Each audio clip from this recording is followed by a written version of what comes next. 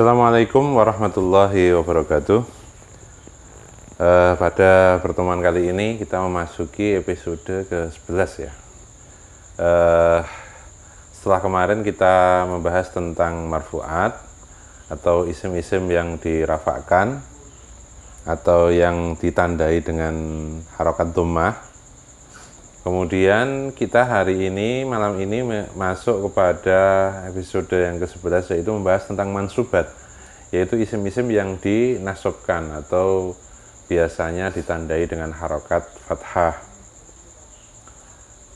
Seperti kita ketahui kemarin bahwa di dalam isim itu nanti ada marfu'at yang dirofakkan, di dhammah, mansubat dinasabkan atau di fathah, nanti ada majrurat, nanti dijerkan atau di kasroh, sehingga ada 3 ciri daripada isim itu. Untuk i'rabnya itu ada dhammah, yaitu marfu'at, fathah itu mansubat, kemudian kasroh itu nanti majrurat. Nah, kita sampai kepada yang mansubat atau yang dinasabkan atau yang di fathah. Mari kita jelaskan.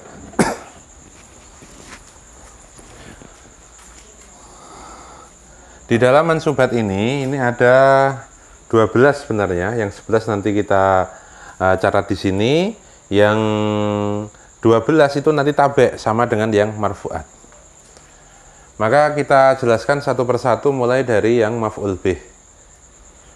Maf'ul bih itu adalah objek daripada fi'il atau perkara yang kemudian menerima pekerjaan daripada fa'il. Kalau kemarin dijelaskan fa'il ini adalah dia subjeknya, maka kemudian maf'ul bih ini adalah objeknya. Fa'il itu sebagai pelaku atau yang mengerjakan fi'il, kemudian maf'ul itu yang menerima pekerjaan daripada fa'il. Sehingga kalau dicontohkan, misalkan daraba Zaidun Amran, maka Amran ini adalah maf'ul, karena Amran ini yang kemudian terkena pukulan daripada Zaid, sedangkan Zaid adalah fa'il, artinya dia yang mengerjakan pukulan tersebut. Karena fungsi Zaid itu sebagai fa'il, maka dia dhammah. Amran sebagai maf'ul, maka dia fathah. Inilah yang kemudian dalam bahasa Arab itu membedakan mana subjek, mana objek. Nah, itu dibedakan dengan kalau yang dhammah itu dia fa'il, kalau yang fathah maka dia adalah maf'ul. Jadi fa'il adalah yang mengerjakan pekerjaan, kemudian maf'ul itu adalah yang menerima pekerjaan daripada fa'il. Jadi ini ada fi'il, kemudian ada fa'il, kemudian ada maf'ul. Juga perlu saya sampaikan bahwa susunan daripada fa'il dan maf'ul itu tidak mesti bahwa fa'il itu berupa isim dhahir. Kadang fa'il dan maf'ul itu dia juga berupa isim dhamir. Contohnya misalkan seperti ini. Darabtuka.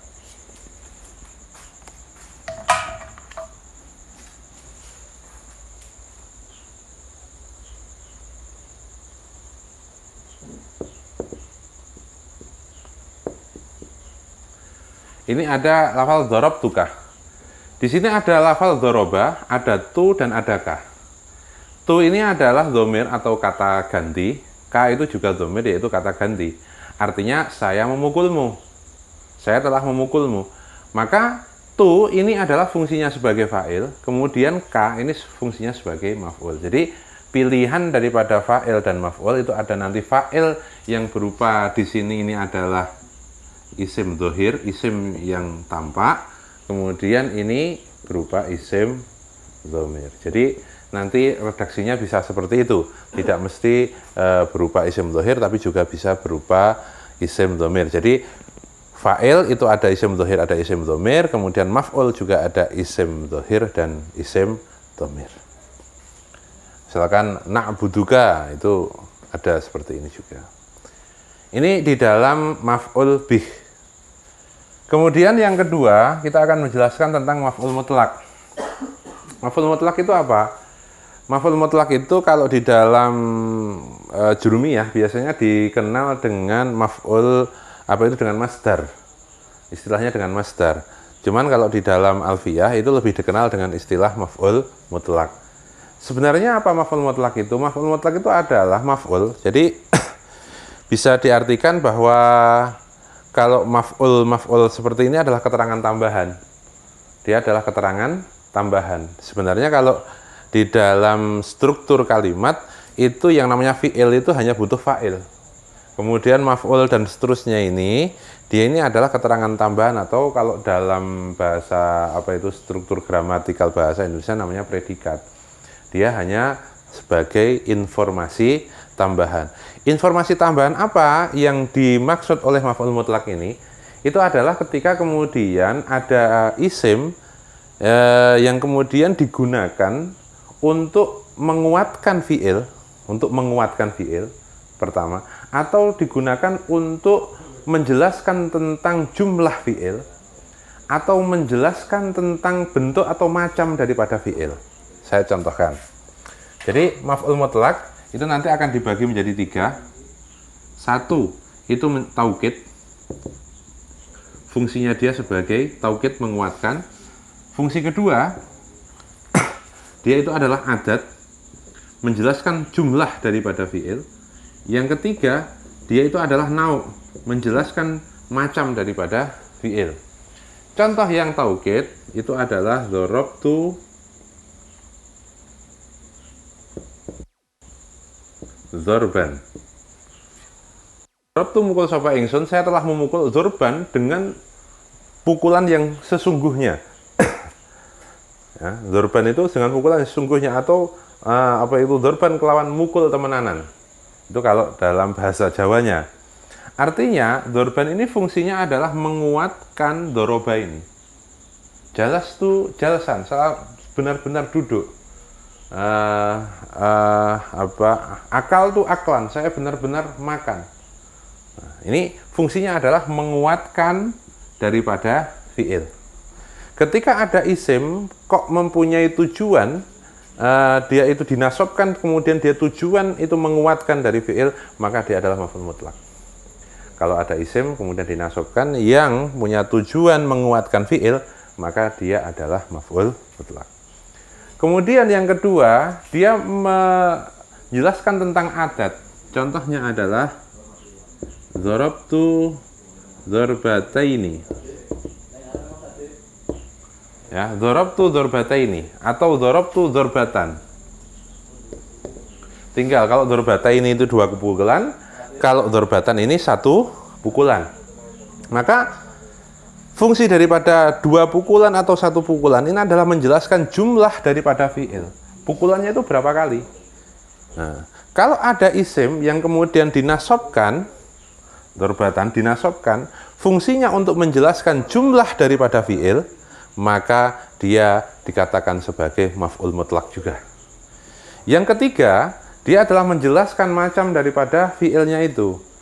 Nah, fi'ilnya itu seperti apa? Maka akan dijelaskan contohnya seperti ini. Dzarabtu dzarba amrin. Ya, dzarba amrin. Dzarabtu dzarba amrin. Saya memukul dzarba amrin seperti pukulannya Umar. Saya telah memukul seperti pukulannya Umar.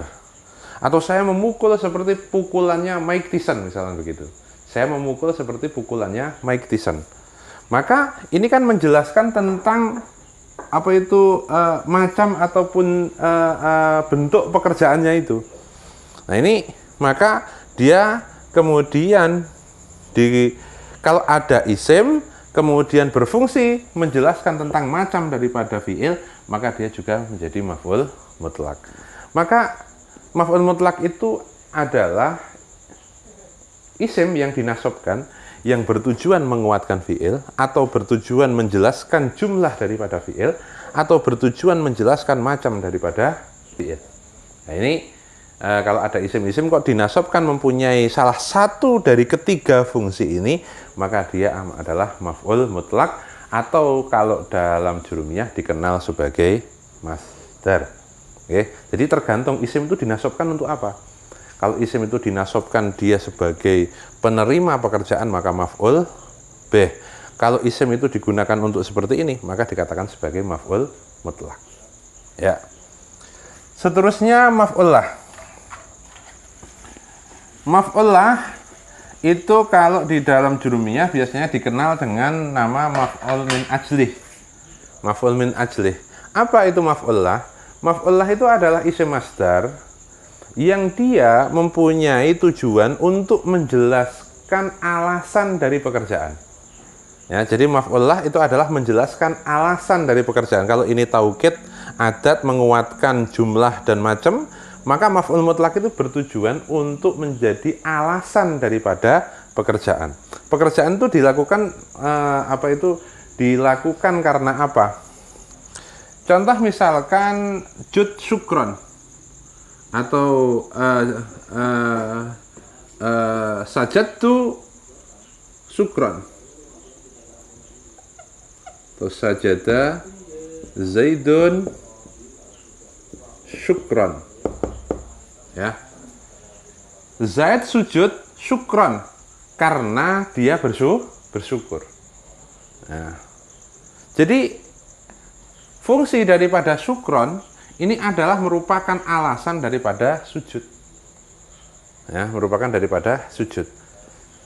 Sehingga tadi saya sampaikan, saya ulangi, isim yang dinasobkan itu tergantung tujuannya. Kalau tujuannya itu menjadikan alasan, maka dia maf'ul lah atau maf'ul min ajlih. Kalau tujuannya yang tiga ini, maka dia katakan sebagai maf'ul mutlak.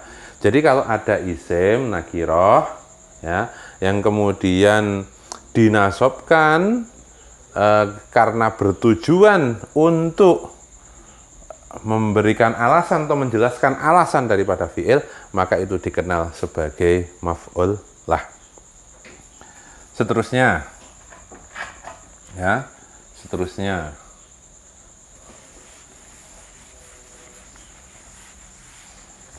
adalah maf'ul fih. Maf'ul fih itu kalau di dalam jurumiyah biasanya dikenal dengan istilah dzaraf. Dzaraf itu ada dua, dzaraf makan dan dzaraf zaman. Apa itu dzaraf zaman, dzaraf makan dan dzaraf zaman? Ada isim yang kemudian dinasobkan mempunyai tujuan menjelaskan tempat atau waktu pekerjaan. Menjelaskan tempat atau waktunya pekerjaan. Kalau menjelaskan tempat itu namanya makan, dzaraf makan. Kalau menjelaskan waktu itu maka dia adalah dzaraf zaman. Jadi ada dzaraf makan dan dzaraf zaman. Ada zaman dan ada makan. Makan, dzarabtu yaumal jum'ati.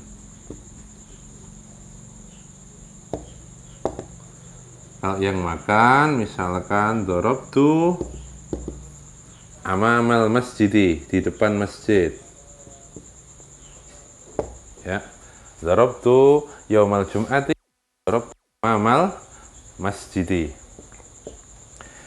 Seperti kita ketahui di sini ada yauma, ada amama. Ya, nanti akan kita jelaskan pada bab majrurat. Ini kalau ada isim yang kemudian digabung menjadi satu, ini namanya mudhaf mudhaf ilaih, ya. Mudhaf mudhaf ilaih. Maka dilihat yang di mudhaf atau yang di depan ini dia dinasobkan atau di fathah. Kenapa dia dinasobkan? Kenapa dia di fathah? Karena fungsi dia sebagai maf'ul fih. Maf'ul fih itu hukumnya nasab atau fathah. Fungsi daripada yaumal jum'at, fungsi daripada amamal masjidi itu apa? Kalau yaumal jum'ati ini berfungsi menjelaskan zaman, menjelaskan waktu daripada pekerjaan. Kapan mukulnya? Hari Jumat. Kalau amamal masjid ini adalah isim yang kemudian dinasobkan yang mempunyai tujuan menjelaskan tempat daripada pekerjaan. Di mana mukulnya? Amamal masjid, di depan masjid. Inilah yang kemudian dikenal sebagai maf'ul fih atau kalau di dalam jurumiyah dikenal sebagai maf'ul min ajlih. Jadi kalau ada isim yang bertujuan seperti zaman dan makan, maka dia dinamakan sebagai maf'ul fih. Seterusnya adalah maf'ul ma'ah. Maf'ul ma'ah ini agak sulit, ya. Agak sulit. Tapi saya ingin menjelaskan maf'ul ma'ah itu seperti ini. Maf'ul ma'ah itu seperti ini. Seperti kita bahas di depan, di sini itu ada atof. Atof itu adalah menggabungkan dua kalimat dalam satu hukum. Ya, menggabungkan kalimat dengan perantara huruf atof dalam satu hukum, kemudian dengan perantara huruf atof. Contoh daripada atof itu adalah contohnya Dzoroba Zaid. Ya, Zaid background. Ada Zaid dan Bakar yang memukul. Nah, di sini ada wawu namanya huruf atof wawu ini. Menggabungkan antara Zaid dan Bakar dengan perantara huruf atof itu namanya atof. Jadi hukumnya background ini mengikuti hukumnya Zaidun. Ini prinsip daripada atof. Loh, kenapa sih menjelaskan maf'ul ma'ah kok harus menjelaskan atof? Intinya begini, saya ingin menjelaskan bahwa maf'ul ma'ah itu adalah maf'ul di mana ada wawu, ya, ada wawu, tetapi tidak bisa dijadikan wawu atof. Ada wawu, tapi tidak bisa dijadikan wawu atof. Karena apa tidak bisa dijadikan wawu atof? Ada dua alasan. Pertama, ada alasan yang bersifat lafzi, ya kan, lafzi. Contoh lafzi itu adalah sirtu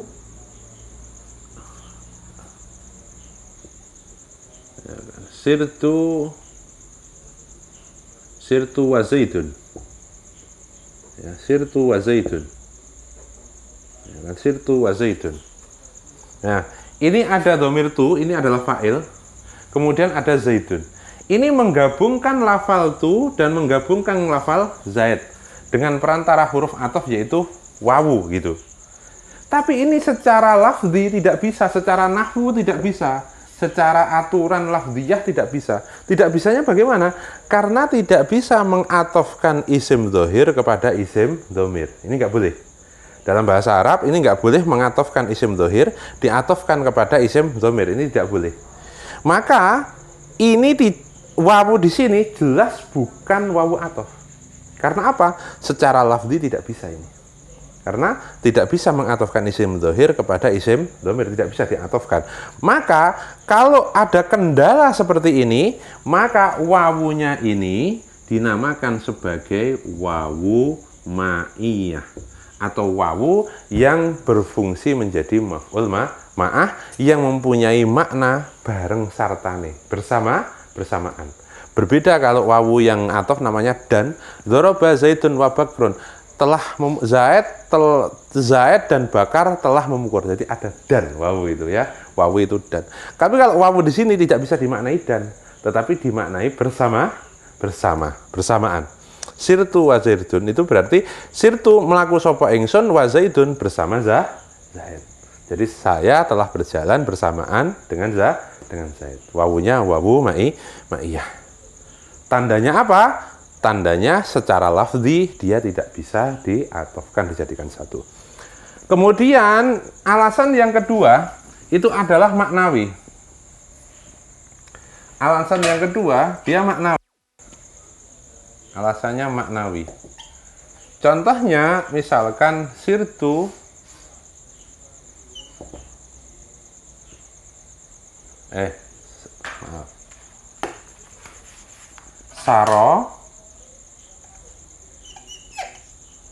Saro Zaidun wat Tariq.